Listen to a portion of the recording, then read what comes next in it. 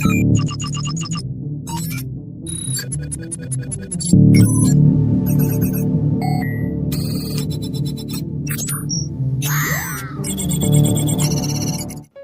Guys अनि welcome to my tutorial video है त। अनि सबैजनाले भन्नुहुन्छ कि एनटिसीमा चल्छ, एनसेलमा चल्दैन, यस्तो यस्तो भन्नुहुन्छ।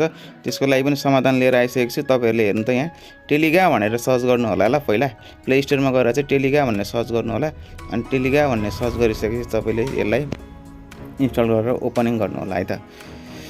ओपन भइसकेपछि चाहिँ के गर्नु भने तपाईँले आफ्नो नम्बर राखिसकेपछि तपाईँलाई डाइरेक्टली इमेल जोइन छ भने है इमेलमा फरवर्ड गरिदिइहाल्छ। त्यसको लागि कुनै उयो नै छैन हैन। तर मैले भिपिएनहरु केही युज गर्नु पर्दैन, बिना भिपिएन पनि सजिलै खोल्न सक्नुहुन्छ। टेन्सन साफ हुन्छ। भन्नुहुन्छ फेक भिडियो भन्नुहुन्छ। म फेक भिडियोहरु चाहिँ बनाउँदिन हैन। आफूले जे खोलेको हुन्छ त्यही हाल्ने हो मैले पनि। र तपाईहरुलाई पनि हेल्प होस् भनेरै हाल्ने हो हैन।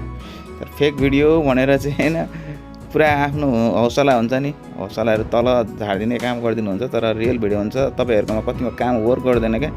काम नगरेपछि चाहिँ अनि चाहिँ भन्दिनुहुन्छ, चित्त बुझ्दैन नि त। भन्न पनि पाइन्छ। त्यसले पनि हो। हेर्नु अब नर्मली मैले नम्बर राखिसकेको छु है। नम्बर राखेको छु, एनसेलकै नम्बर राखेको छु। अब डाइरेक्ट मेरो इमेल लिंक भएको हुनाले मेरो इमेलमा जम्प हान्छ हेर्नु है।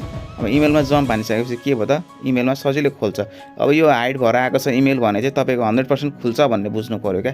तपाईको हाइड भएन, डाइरेक्टली ओपन सो भएर त्यहाँ माथि पपअप आयो भने चाहिँ तपाईको खुल्दैन भन्ने बुझ्नु पर्यो। किनकि 5 अङ्कको ओटीपी मागेको हुनु पर्यो क्या।